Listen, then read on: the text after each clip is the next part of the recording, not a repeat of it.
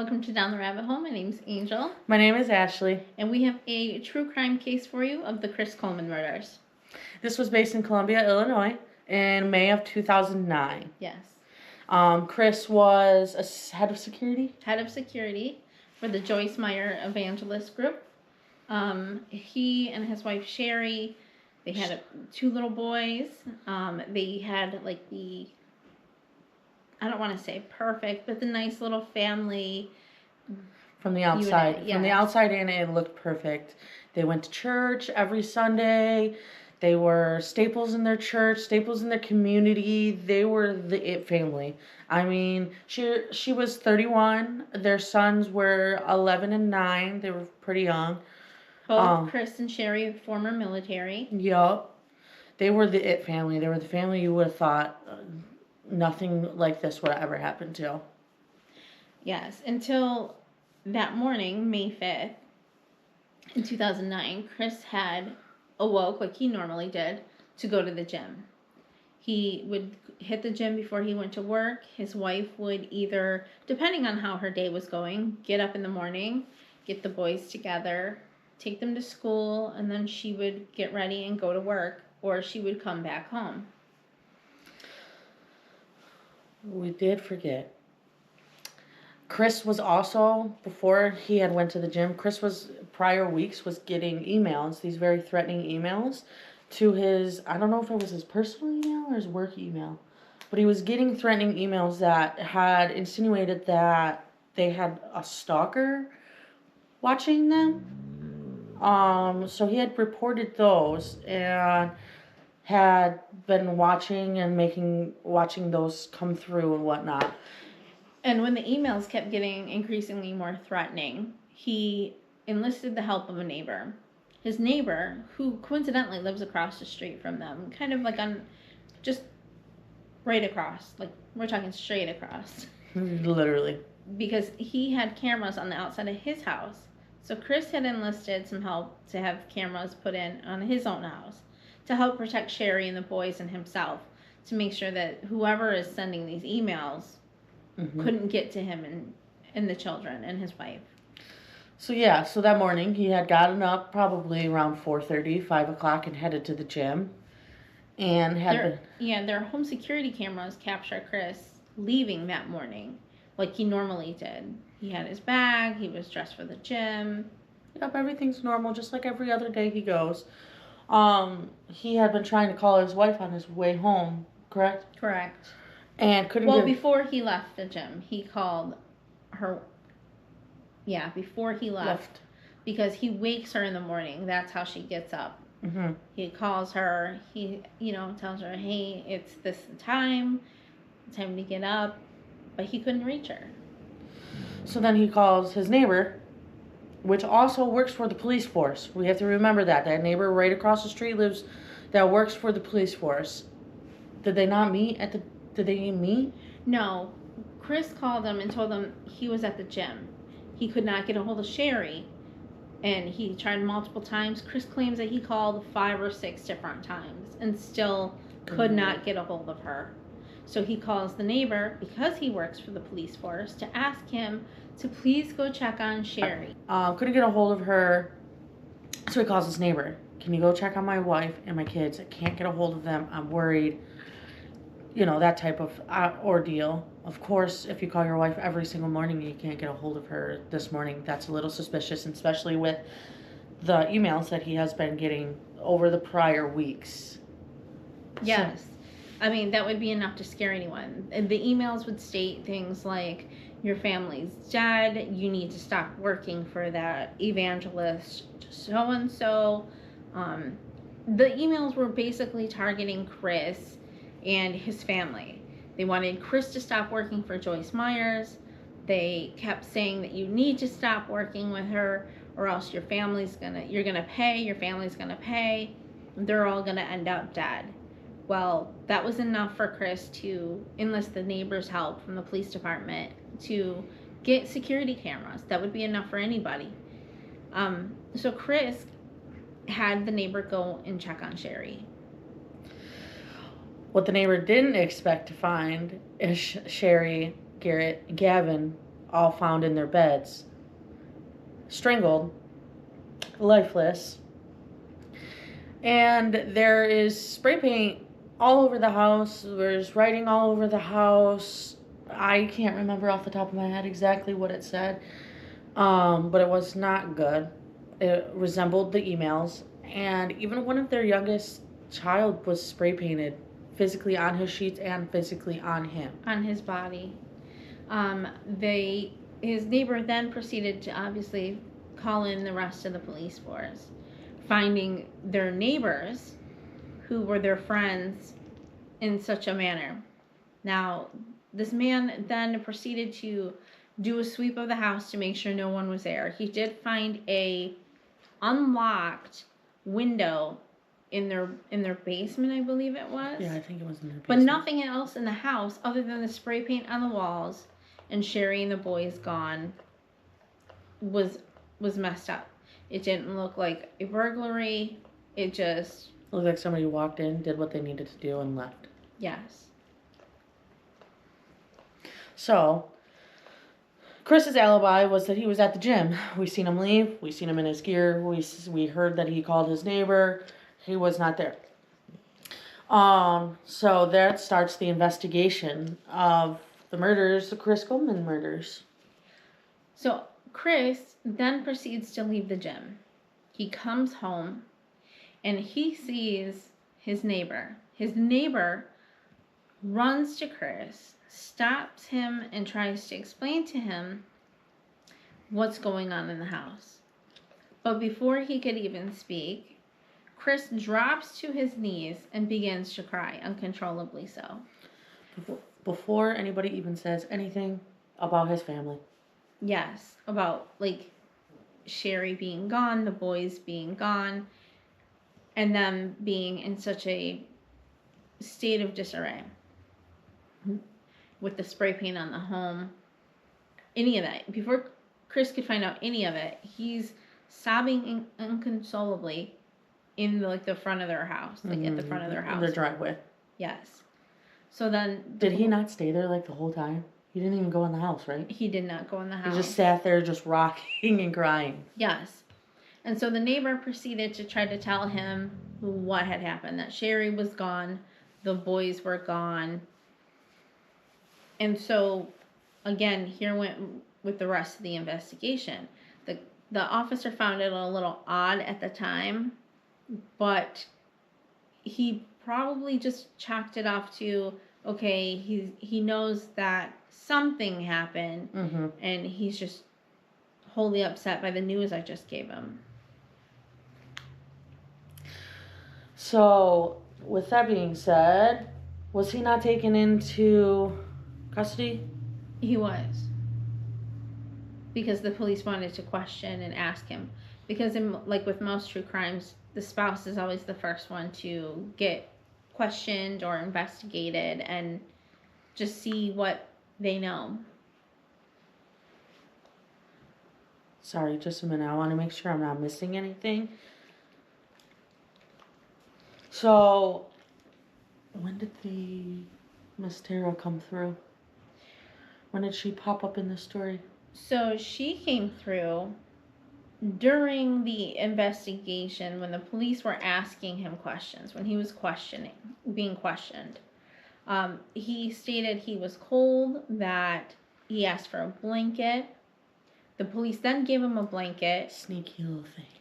And most people, when they're cold, what are you going to do? You're going to throw the blanket over your shoulders, wrap it around like a shawl. You're going to throw it over your legs. Something of that nature to warm up. Chris did not. Chris actually wrapped the blanket around his arms. Just his arms. Just his arms. Just to sit there with his arms just all wrapped up in the blanket. The officers thought it was a little odd. You know, when he removed the blanket, the one officer noticed that Chris had some scratches on his forearms. Which looked like defensive wounds. Yes. But Chris claimed that he got those from the other morning when he was removing a satellite dish from the top of their roof. From the satellite dish, guys. Scratched both of his forearms. Yes. They look like nail scratches. Right. So that didn't add up. So again, when the police asked him, Chris, is there anything wrong with you and Sheri's relationship? He claimed no. They were perfect. So in love, so happy, had everything they ever wanted and more. Absolutely, is what he said. And then they asked him again, is there something going on? Did you guys have a fight? Is there somebody else in the picture? Chris again blatantly stated no. This is when they ended up taking his laptop too, correct? Yes. And they went and did dialysis, whatever, when they go in and they search all of that stuff. And they had come and find out that he sent those emails, threatening emails, through his personal email. Yeah, from his own email address. How dumb could you be? Yes. So, with that being said, they also took his phone. And on his phone were some text messages with a woman named, what was her name? Tara. And so in those texts were some racy messages and some pretty even racier pictures that they shared back and forth. So then the police asked him again, Chris, are you seeing anyone? He said, no. Then they brought up her name and they said, how about Tara? And he claims that they were just friends because Tara was Sheri's former high school best friend. Could you imagine? No. Let me tell you. I'd have some words with somebody. Yeah, absolutely. I would too. Yeah, even Raven would have some words too. She agrees. So, with that being said, they contact Tara and then they ask her, what kind of relationship do you have with Chris? She basically flat out told them, he is my fiance.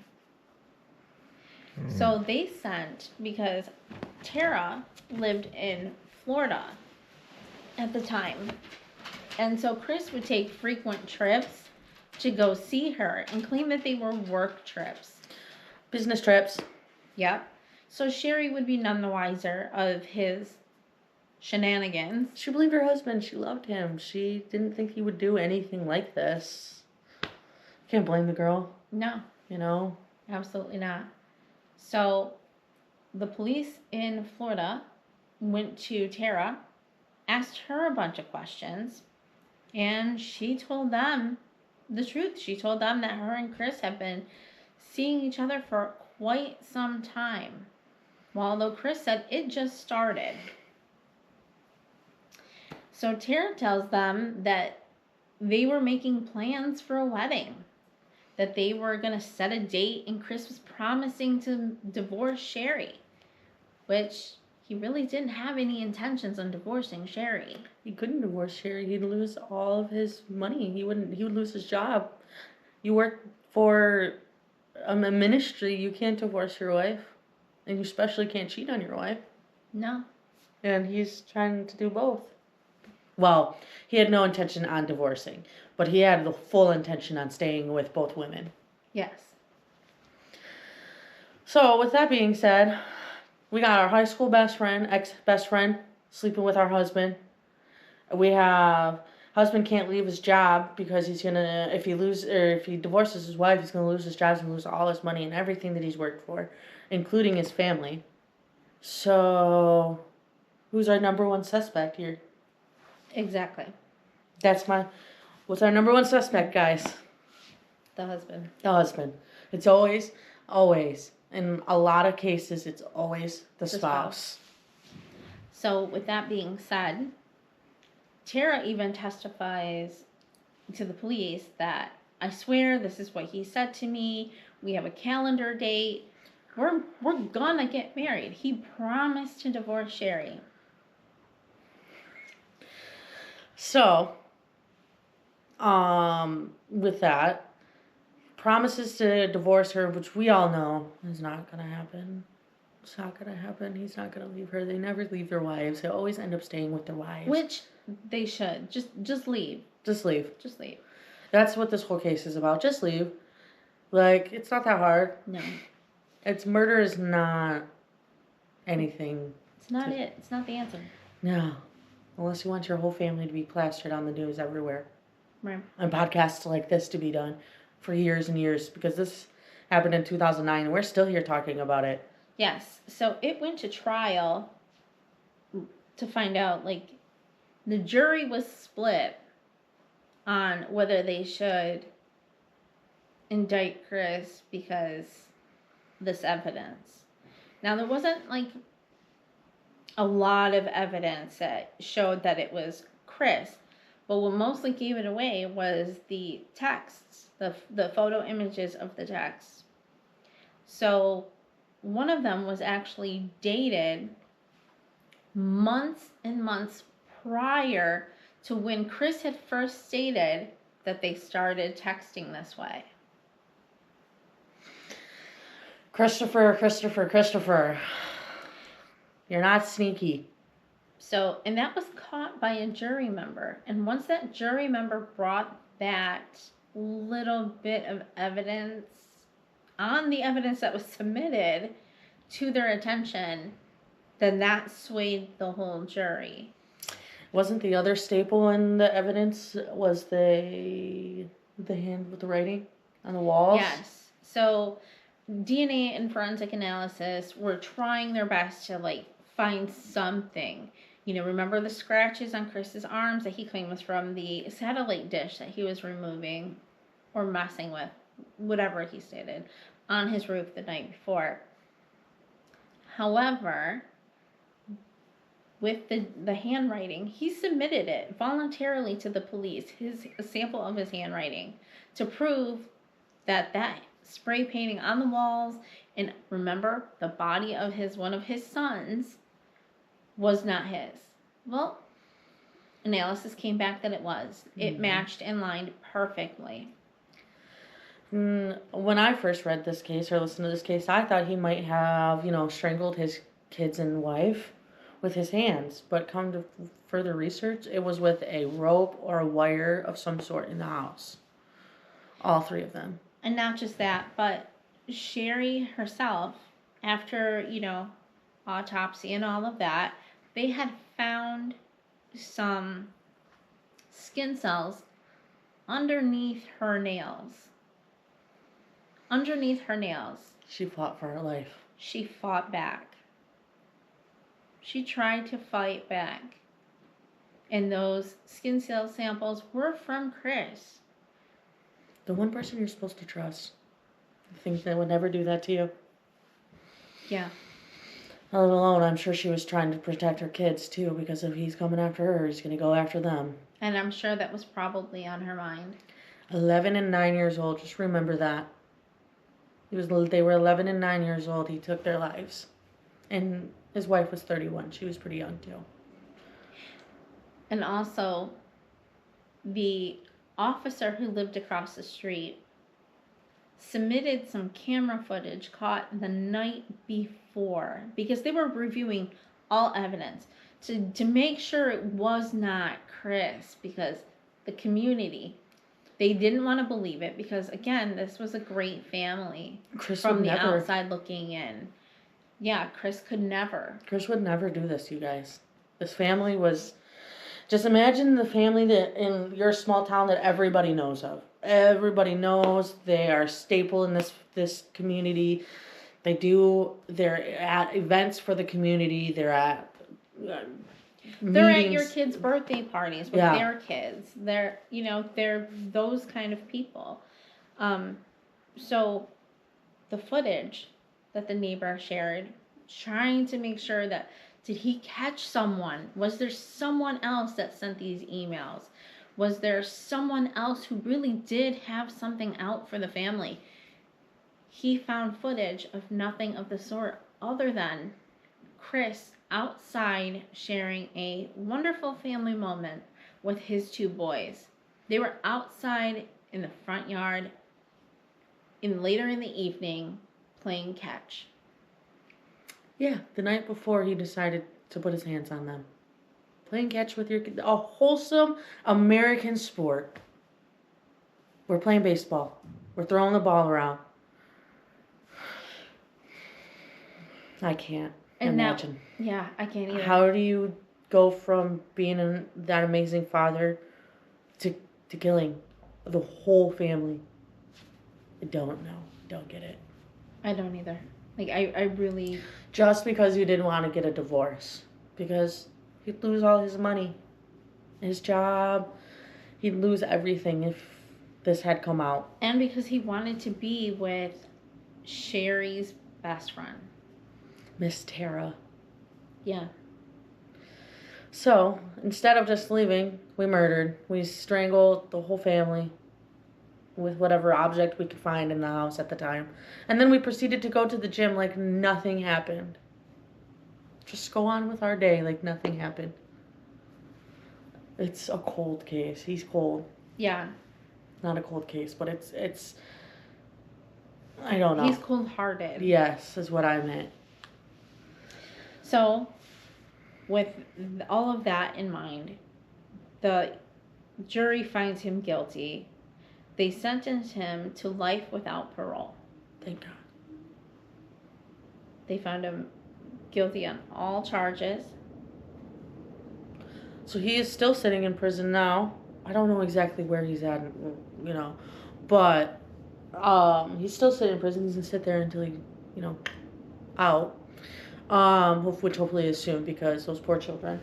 I am going to be posting the whole case, files or whatever you guys want to call that. So if you guys want to read them and read a little bit more that maybe we don't even know, you guys can read the whole case file. So I'll be posting those after this is posted, and we get this all out, and then you guys can get a little bit more details on what we might have missed here.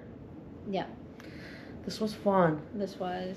But also, according to Chris's mom and dad. Oh, yeah. So, Chris's parents. She's done with this case, too. She said, oh my God, I'm so tired of hearing about Chris. So, Chris's parents were actually interviewed, and they asked why they thought this would have happened.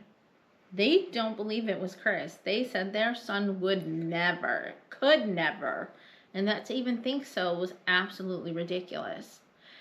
And so the interviewer actually said, well, why do you think, if you could just at least come up with something, why do you think that this even happened?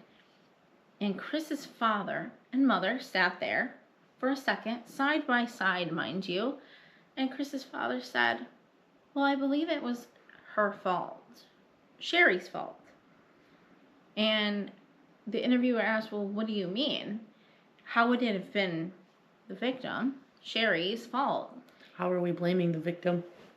Right. So his father continues to say, well, if only she would have submitted the way a wife should submit to her husband, they may have not had any issues, and Chris's eyes and mind and body would not have wandered. And Chris's mother sat there and agreed. Because she didn't submit correctly to her husband. So she deserved to be murdered, including her sons. Which is absolutely ridiculous. So Chris, I think it was Chris's family. I could be wrong, but I think Chris's family had Sheri and the boys buried in a cemetery near them so they could go and visit their grandsons. Now, that seems pretty foul. You want to go and visit your grandsons that your son took from you, but you're not going to blame your son. Could never be Chris. Could never be Chris. Chris would never do that. So Sheri's family then fought it was like a long process to have Sheri and the boys' bodies exhumed from that cemetery and brought to a different cemetery closer to them, where Sheri's family goes and visits them often, takes care of them, their graves, brings them flowers, and just sits there. Now, that family's mourning the loss of Sheri and the boys. And then you have Chris's family over here, still defending him, still saying he can never do this. They want the kid's body and her body close to them, which makes no sense because why would you think that you have any power over that? Why would Sheri's family not have them after your son took their lives?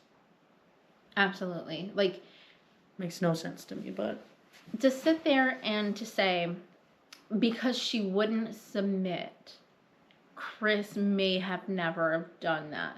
Well, if you're saying if she would have submitted, he may have never have done that, aren't you inadvertently saying that he could have done that? Because she wouldn't submit? I mean, that's just me. I like to listen to, like, how people say things. And how they word things, yep. Yeah. They know that their son did it. There's no way anybody else did it. All the evidence points straight to him. There's no way he didn't do it. Especially the emails. The emails tying back to his personal email or his work email, whatever one it was. However, it was coming from his laptop. Or his computer, whatever one it was. So it's coming from him. He's the one that set this all up. The call was coming from inside the house. Literally. Yeah. Literally. And I don't understand how anybody else could think otherwise, that it wasn't him. Right. But if you liked this episode, please like, share, and subscribe. Follow us on Down the Rabbit Hole on all our socials. We have the Facebook, TikTok, and we even have an Insta. Yes, please follow us. There's going to be more videos. There's going to be more podcasts. There's going to be not crime hunting. Whoa. Paranormal. There's going to be ghost hunting. All of that stuff is going to be coming up between the both of us. Absolutely. There's more to see from Angel and Ashley. So we have a lot of ghost hunting coming up. We are going to be doing one soon. That's going to be our first one, so we'll see how it goes. Yeah, we bear do with hope us. For more. However, we don't know how scary it's going to get. Because some people don't believe in ghosts. I believe in the afterlife. I do. We both work in healthcare as our day job. So we see a lot, and we believe that there is an afterlife. So we'd like to at least see it from a different perspective. Yep. All right. Thanks for watching. See you guys next time.